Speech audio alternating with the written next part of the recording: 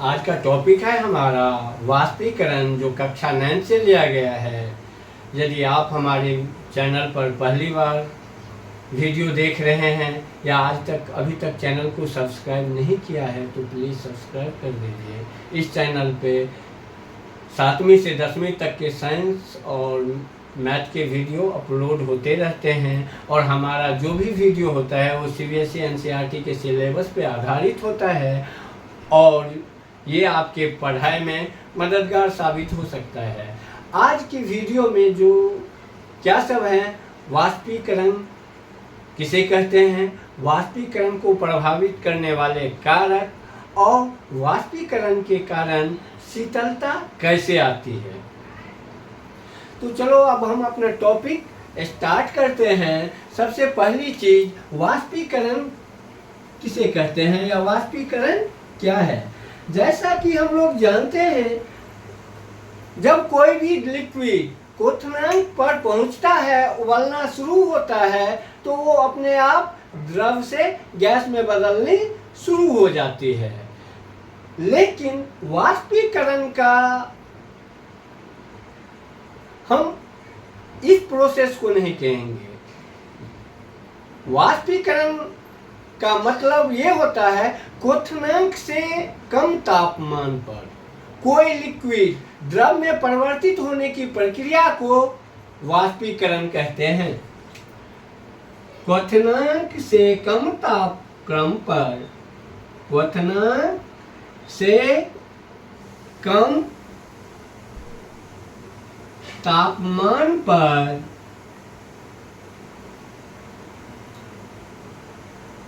कोई द्रव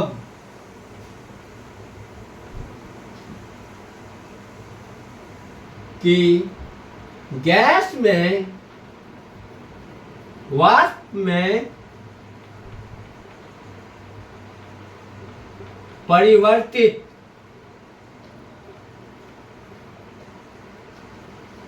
होने की प्रक्रिया को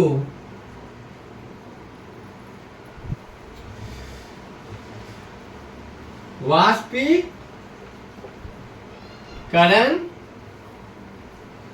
कहते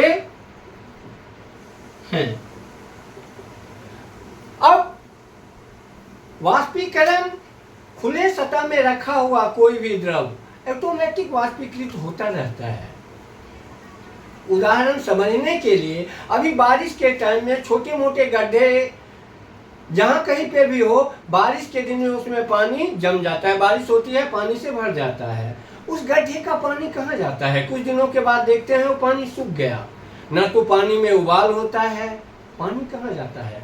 पानी वाष्पीकृत होके वायुमंडल में चला जाता है। इसी प्रक्रिया के तहत गीले कपड़े सूख जाते हैं, उसके पानी कहाँ जाता है? वायुमंडल में चला जाता है वाष्पीकृत होकर। इन सब प्रक्रिया ये से हमें स्पष्ट हो जाता है, जो द्रव बिना क्वथनांक में पर पहुंचे हुए उससे कम तापक्रम पर भी वाष्प में परिवर्तित होते रहते हैं। इस क्रिया को वाष्पीकरण कहते हैं।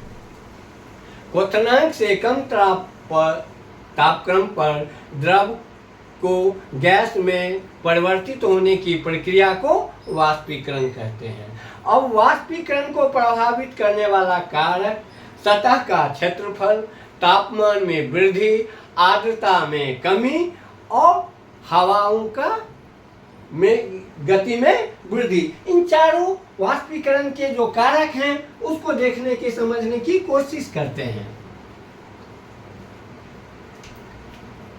वाष्पीकरण को प्रभावित करने वाले कारक, पहला सतह का क्षेत्रफल बढ़ना।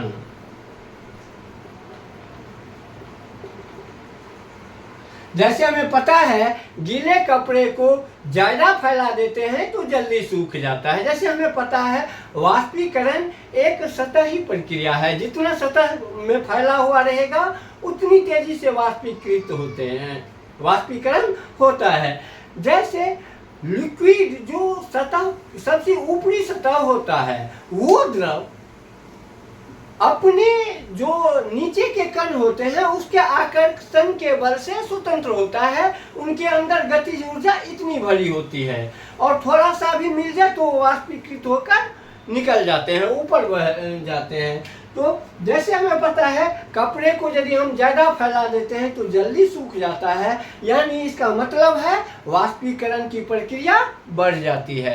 यानी सतह का क्षेत्रफल यदि हम बढ़ा देते हैं तो वाष्पीकरण की प्रक्रिया और तेज हो जाती है। तापमान में वृद्धि,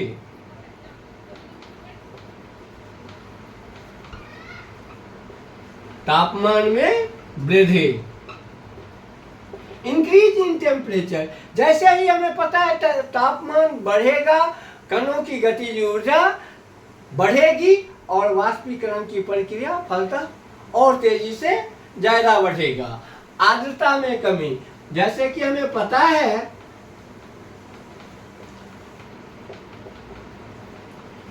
आर्द्रता में कमी, वायुमंडल में जो जलवाष्प की मात्रा होती है उसे आर्द्रता कहते हैं।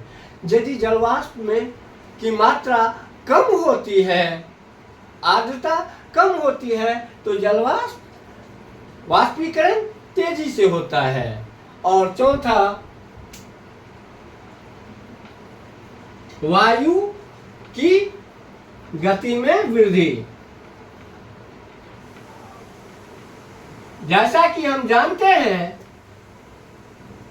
जो वायु गति हवा तेज बहती है तो वाष्प के कण को अपने साथ उड़ा के लेके चली जाती है, फलतः कपड़ा जल्दी सूख जाता है। यानी वायु की गति बढ़ने से वाष्पीकरण बढ़ता है। अब अगली चीज आती है वाष्पीकरण के कारण शीतलता। वाष्पीकरण के कारण शीतलता कैसे आती है? जैसे हम देखते हैं गर्मी के दिनों में अपने दरवाजे के बाहर या छत के ऊपर पानी का फुहारा डालते हैं, क्या होता है? पानी वाष्पीकरण की जो गुप्त ऊष्मा होती है उतना तापमान उस सतह से ले लेता है, एब्जॉर्ब अवशोषित कर लेता है और वो पानी वाष्प बनकर चली जाती है वायुमंडल में और उस सतह का तापमान वाष्पीकरण की गुप्त ऊष्मा की वजह से कम हो जाती है और वो जगह ठंडा महसूस होता है। ठीक इसी तरह से नाक एसीटोन होता है जिसे नेल पॉलिश के रूप में हम लोग यूज करते हैं। नेल पॉलिश जैसे ही लगाते हैं नाखून पे, वो क्या होता है, नाखून या हाथ या अपने आसपास से वो तापमान अवशोषित करके वाष्पीकृत हो जाती है और हमें फलता हमारे उंगली में ठंडक महसूस होता है। छत पे डालते हैं पानी तो वो छत की जो सतह होती है उस वाष्पीकरण के गुप्त ऊष्मा के बराबर ऊष्मा वहां से अवशोषित कर लेता है, जिससे वो सतह ठंडक महसूस होती है। अब आती है गर्मी के दिनों में हमारे दैनिक जीवन या शारीरिक जो प्रोसेस, लाइफ प्रोसेस है, उसके कारण, प्रक्रिया के कारण हमारे शरीर से लगातार पसीना बहता रहता है। उस पसीने के कारण हमें शीतलता महसूस होती है। अब हम वो जो पसीना निकलता है वो पसीना हम वाष्पीकरण की गुप्त ऊष्मा के बराबर हमारे शरीर से ऊष्मा का अवशोषण करती है और उसके बाद वाष्पीकृत होकर वाष्प बनकर उड़ जाती है।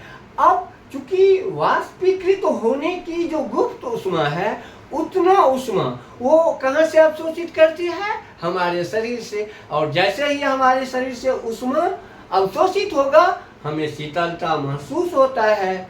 और चूंकि सूती कपड़े सबसे ज़्यादा पसीना अवशोषित करेंगे और वाष्पीकरण की प्रक्रिया तेज होती है, फलतः गर्मियों के दिन में सूती कपड़ा पहनना आरामदायक होता है।